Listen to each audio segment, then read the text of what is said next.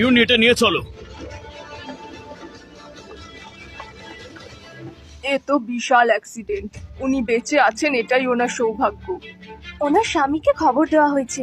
এত বড় মারাত্মক অ্যাক্সিডেন্ট, চিন্তা করছেন নিশ্চয়ই। হ্যাঁ, আমি ওনাকে জানিয়েছিলাম, কিন্তু উনি বললেন আমি ওনাকে ব্ল্যাকমেল করছি। কি অবস্থা!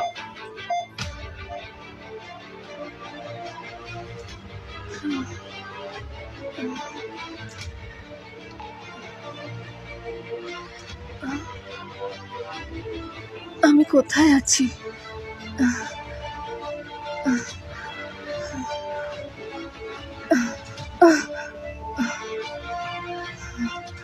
সবাইকে অনেক অনেক ধন্যবাদ এখানে আসার জন্য। অনুষ্ঠানটি শুরু করা যাক। এক্ষুনি ব্যাংকুয়েটে নিয়ে চলুন, তাড়াতাড়ি। সত্যি মিস ব্রাউনকে দারুণ লাগছে। আজকে আবার বিয়ের অনুষ্ঠান ভাবা যায়। সত্যি বিয়েটা এদের কাছে ছেলে কিন্তু খেলা। আমি শুনেছি মিস্টার স্মিথ নাকি বিবাহিত। ওনার স্ত্রী নাকি ওনার কাছে নিজের প্রাণ ভিক্ষা চেয়েছিল। ম্যাম, আপনি তো অসুস্থ। না, আমি ঠিক আছি। আপনি আমাকে একবার ভেতরে যেতে দিন প্লিজ। মিস্টার স্মিথ বলেছেন আপনি ভেতরে যেতে পারবেন না, ওনার আজকে বিয়ে। কি বললে? বিয়ের অনুষ্ঠান? কাকে বিয়ে করছে ও? সত্যি তুমি অনেক চালাকি জানো। এক রাত কাটিয়ে আমি তোমায় বিয়ে করবো ভাবলে? এবার নিশ্চয়ই তুমি অনেক খুশি হয়েছো। তুমি কি চাও? তুমি আমার মন ভেঙে দিয়েছো।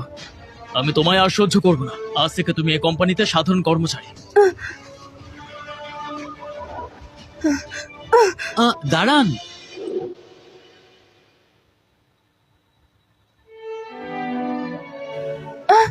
মারিয়া, তুমি এত দেরিতে ডকুমেন্টস নিয়ে এলে কেন? কি হয়েছিল তোমার? আমি এখানে থাকি বা না থাকি তাতে কারোর কিছুই যায় আসে তুমি না। জানো এই অনুষ্ঠানটা কতটা গুরুত্বপূর্ণ ছিল? তুমি অজুহাত জানো, এখন অ্যাক্সিডেন্টের অজুহাত বলবে? একজন সেক্রেটারি হয়ে তোমার কোনো দায়িত্ববোধ নেই? কিন্তু আমার গাড়ির সত্যিই অ্যাক্সিডেন্ট হয়েছিল। কে তোমায় বিশ্বাস করবে?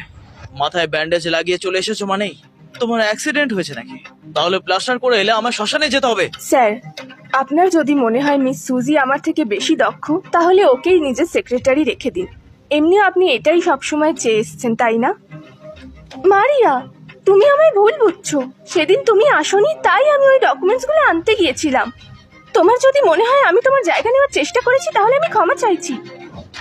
কোনো দরকার নেই আমার তোমার ক্ষমার, কোনো দরকার নেই। তুমি এভাবে কেন বলছো ওর সঙ্গে? স্যার, আপনার যখন মিস সুজিকে এতটাই ভালো লাগে আর মনে করেন ও আমার থেকে দক্ষ, তাহলে আমি পদত্যাগ করছি।